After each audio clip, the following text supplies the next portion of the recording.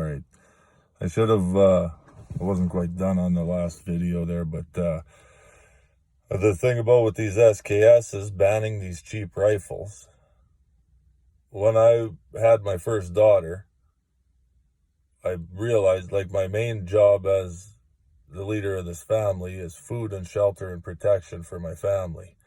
And a rifle can provide both of those, or two of those, right? And in the worst case scenario, it can provide all three. But my main fear was my daughter,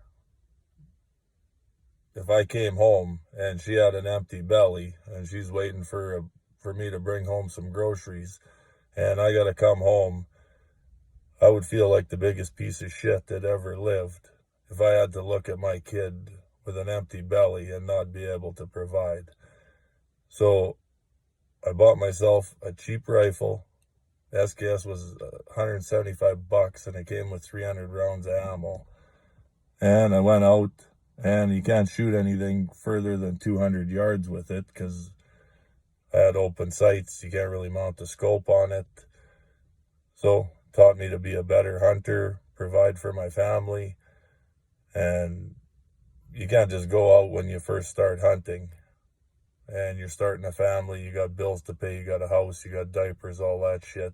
You can't just go out and buy yourself an expensive rifle. Like I moved on to a 25-06 and a Seiko A7 and with a good scope on it. You know, bought myself some other better rifles. But when I first started out to put food on the table, I needed one of those cheap rifles.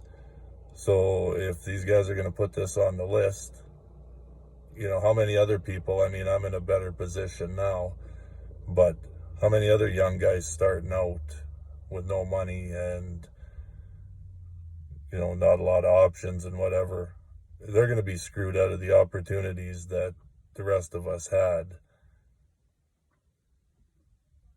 It's not right.